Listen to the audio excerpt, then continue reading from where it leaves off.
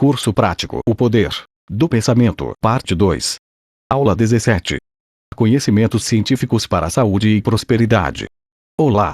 Eu sou Augustron. Sejam bem-vindos. Fundamentos científicos do poder do pensamento. Teoria quântica. No dia 14 de dezembro de 1900, o físico alemão Max Planck, Nobel de Física em 1918, apresentou seu artigo sobre a teoria da lei de distribuição de energia do espectro normal, numa reunião da Sociedade Alemã de Física. Esse artigo marcou o início de uma revolução científica jamais presenciada até o momento. E essa data ficou conhecida como o dia do nascimento da física quântica. A palavra quântica, do latim quantum, significa quantidade. Entretanto, atualmente, alguns têm utilizado a palavra para representar multidimensionalidade. Devemos a descoberta do quanta, plural de quantum, de energia a Max Planck, que, através de seu estudo sobre radiação de corpos negros, descobriu que a energia da radiação térmica não é emitida continuamente, como se pensava a física clássica, mas sim através de pulsos de pacotes de energia 1. O renomado físico Dr. Amit Goswami, Ph.D., nos apresenta uma explicação simples para entendermos este conceito de descontinuidade, até então inédito para a física. Quando uma bolinha desce uma rampa, pode assumir qualquer posição e valor de energia relacionada à posição. Este é um modelo de continuidade, que representa a física clássica. Por sua vez, uma bolinha descendo uma escada só pode assumir posição em outro degrau, com o agravante de que, no caso da bolinha ser um elétron, ele nunca será encontrado em posição intermediária, pulando de um degrau para outro, como poderíamos ver no caso de uma bolinha comum. Neste caso, a posição e energia relacionada do elétron são ditas quantizadas. Este é um modelo da mecânica quântica 2.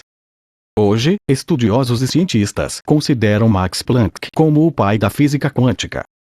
Mas apenas alguns anos depois de sua descoberta, a teoria quântica teria um refinamento mais apurado por notáveis cientistas como Erwin Schrödinger, Werner Heisenberg, Niels Bohr, John von Neumann, Paul Dirac, Wolfgang Pauli, Max Born, Louis de Broglie, Richard Feynman, entre outros. A mecânica quântica é a teoria que descreve o comportamento da matéria na escala do muito pequeno, ou seja, é a física dos componentes elementares da matéria como moléculas, átomos e partículas subatômicas. 2. Para darmos continuidade, primeiramente vamos entender alguns conceitos básicos do universo. 1. Partícula é definida como um objeto extremamente pequeno que possui massa. 2. Onda se trata da transmissão de energia, sem transporte de matéria. 3. Átomo é composto por um núcleo pesado e compacto, formado por prótons e nêutrons, onde se concentra praticamente toda a sua massa. Este é rodeado pela eletrosfera, uma nuvem de partículas leves, os elétrons, girando em órbitas específicas como planetas ao redor do Sol, modelo proposto por Ernst Rutherford, Prêmio Nobel de Química em 1908. 4. Interferência de ondas. Quando ocorre o encontro de duas ou mais ondas, a resultante desse encontro é a soma ou a anulação dos efeitos que cada onda produziria sozinha nesse ponto. 5. Difração. As ondas não se propagam, obrigatoriamente, em linha reta a partir de uma fonte emissora. Elas apresentam a capacidade de contornar obstáculos, desde que estes tenham dimensões comparáveis ao seu comprimento de onda. 6. Onda transversal. É aquela em que a vibração do meio é perpendicular à direção de propagação. ENS. Ondas eletromagnéticas. 7. Onda longitudinal. É aquela em que a vibração do meio ocorre na mesma direção que a propagação. ENS. Ondas escalares. 8. Energia. É a propriedade de um sistema que lhe permite realizar um trabalho. Trabalho, neste caso, pode ser entendido como mover um objeto ou aquecer um líquido, etc. 9. Força nuclear forte. É uma interação muito intensa que atua a curta distância no interior do núcleo atômico, conferindo estabilidade a ele. 10. Força fraca. É uma força de repulsão e de curto alcance responsável pela desintegração radioativa de elementos químicos como, por exemplo, plutônio. 11. Força eletromagnética. É uma interação de longo alcance, relativamente forte, que atua entre partículas carregadas. 12. Força gravitacional. É uma força fraca, porém de longo alcance que age universalmente em toda a matéria e energia. 13. Antimatéria. Para cada partícula elementar temos uma antipartícula correspondente, com a mesma massa, mas com carga elétrica oposta. Por exemplo, o elétron, que possui carga elétrica negativa, tem como seu correspondente o pósitron, com mesma massa mas com carga positiva. 14. Bóson de Higgs. É uma partícula elementar prevista pelo modelo padrão de partículas, teoricamente surgida após o Big Bang e que forneceria massa a todas as outras existentes no universo. Depois de décadas de pesquisa e um investimento de mais de 10 bilhões de dólares, os cientistas confirmaram a descoberta da partícula em julho de 2012 pelo Centro Europeu de Pesquisas Nucleares, CERN. 15. Ondas eletromagnéticas. São formadas por campos elétricos e magnéticos variáveis. São ondas do tipo transversal, ou seja, a vibração do meio é perpendicular à direção de propagação da onda, ondas de rádio, as micro-ondas, a radiação infravermelha, a luz visível, a radiação ultravioleta, os raios X e os raios gama. De acordo com Tiller, o campo eletromagnético é que fornece a organização, a estrutura e a forma, da substância que chamamos matéria. Sem o campo eletromagnético, não haveria materialização ou manifestação de objetos sólidos. 4. Os fenômenos eletromagnéticos e o magnetismo humano originam-se em dimensão superior. O eletromagnetismo, como a luz, é uma onda ou vibração da quinta dimensão, ligada à distorção da geometria do espaço superior. 5. O campo eletromagnético codifica dentro de si mesmo os padrões e a informação dos hipercampos de dimensões ainda mais elevadas. 16. Ondas escalares. A energia escalar tem a capacidade de carregar informações. Suas propriedades não são alteradas com o passar do tempo ou da distância. A descoberta da energia escalar é devida ao físico e matemático britânico James C. Maxwell. No entanto, sua comprovação veio apenas 50 anos depois com os trabalhos do engenheiro elétrico, físico e inventor iugoslavo Nikola Tesla, que conseguiu gerar em laboratório a energia escalar sem o uso de fios. Albert Einstein reconheceu a existência da mesma em 1920. Salvatore de Salvo, em seu livro Sinfonia da Energética, apresenta as seguintes fundamentações sobre as ondas escalares. São ondas do tipo longitudinais, superluminais, ou seja, sua velocidade é superior à velocidade da luz e sua ação é instantânea. Transportam informação como padrões de energia vibratória no vácuo quântico. As ondas escalares são permanentemente trocadas entre todos os núcleos do universo e o vácuo quântico constitui realmente um fervilhante caldeirão de radiações escalares. Esse caldeirão cria as partículas virtuais e o fluxo dessas partículas do próprio vácuo. A compreensão do eletromagnetismo escalar permitirá ao homem manipular, ao mesmo tempo, o espaço e o hiperespaço, ou vácuo quântico.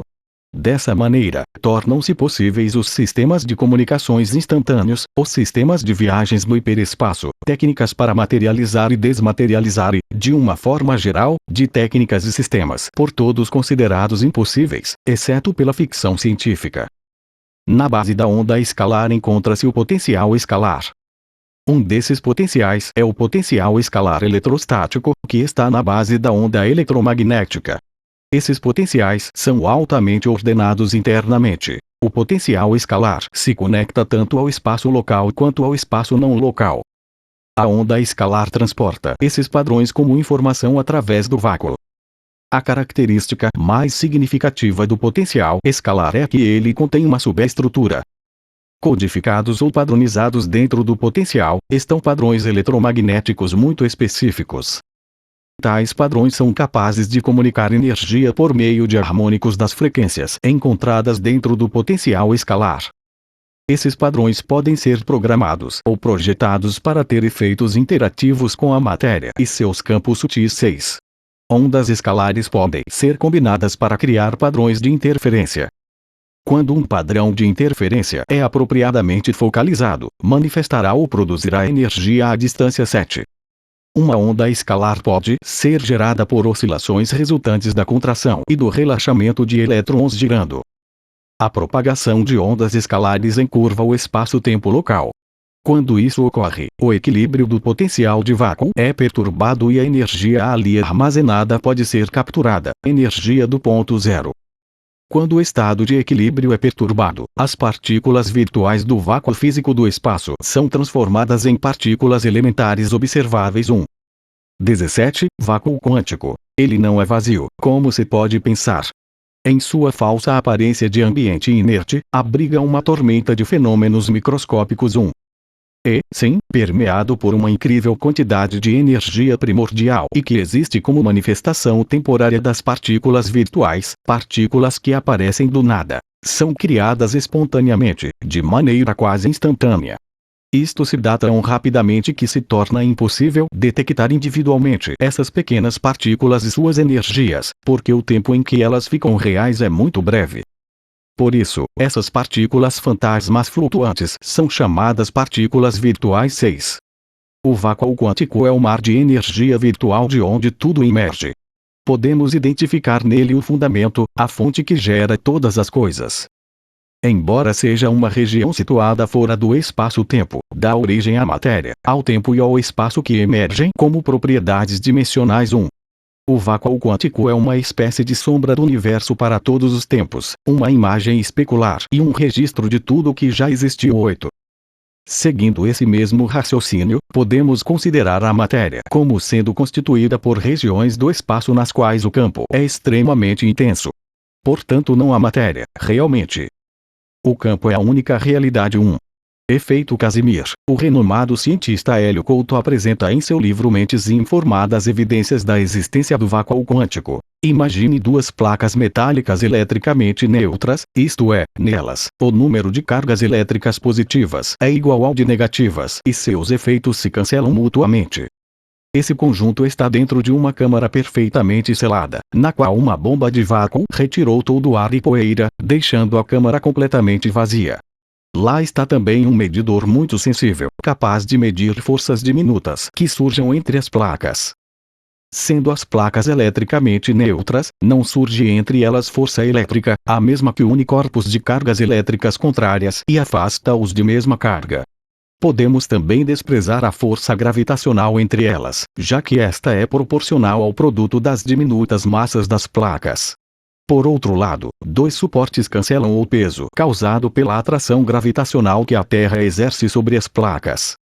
Também são neutralizadas quaisquer interferências externas, como vibrações mecânicas espúrias, ilegítimas, de outros. Sendo as placas eletricamente neutras, espera-se, então, que o ponteiro do medidor de força não se mova. Mas, surpreendentemente, não é o que acontece. O ponteiro do medidor se move, indicando a existência de uma força entre as placas. Esse é o efeito Casimir, previsto teoricamente pelo físico holandês Hendrik Casimir, que resulta da alteração do espectro de frequências possíveis de vibração das ondas eletromagnéticas, imposta pelo aprisionamento dessas ondas em cavidades ou entre duas placas. No caso do vácuo confinado entre duas placas metálicas, como alguns comprimentos de onda são excluídos, isso provoca um distúrbio no equilíbrio do campo e o resultado é um desequilíbrio de energia, com menos energia no espaço entre as placas do que no espaço do lado de fora. Essa maior densidade de energia faz com que as duas placas metálicas se atraiam. Portanto, o efeito Casimir é uma manifestação macroscópica das propriedades microscópicas do vácuo quântico. 9. Tecnologias quânticas. Nikola Tesla disse algo semelhante a: os físicos clássicos mergulham em alguns cálculos de tal modo que adentram em um campo completamente fora da verdadeira realidade. Cerca de 90% de todo o aparatado tecnológico da atualidade foi desenvolvido a partir do conhecimento da física quântica. Bomba atômica, rádio, televisão, internet, celular, satélite, controle remoto, ressonância magnética, bilhete único no metrô, lasers, transistores, computadores, chips, nanorobótica, etc. Atualmente, a mecânica quântica avança rumo à criação de computadores quânticos que realizarão teleporte, cálculos com velocidade inimaginável e códigos criptográficos indecifráveis. Da mesma forma, propiciará todas as maravilhas prometidas pela chamada nanociência, decorrente da manipulação de materiais em escala atômica, como circuitos eletrônicos moleculares, além do transporte de energia sem dissipação em sistemas supercondutores, dentre outras promessas tecnológicas. 3. Recentemente a revista Time divulgou em sua capa que a gigante empresa Google e a NASA compraram computadores quânticos de uma empresa que está desenvolvendo essa fantástica tecnologia, pelo valor de 10 milhões de dólares cada. Evidências científicas da mecânica quântica. De acordo com o cientista Hélio Couto, corroborando o nosso ponto de vista, atualmente a maioria dos cientistas ainda não se rendeu às evidências de que não existe um mundo micro e o outro macroscópico. Isto é apenas uma divisão para fins didáticos, não uma realidade física. 2. O comportamento do mundo atômico pode ser estendido ao dito mundo macroscópico. 3. A sobreposição, a complementaridade, a incerteza e o entrelaçamento quânticos nos alcançam e repercutem em nossas vidas, da mesma forma como acontecesse com os átomos. Muito obrigado. Lembre-se de assistir à próxima aula. Instituto Augustron.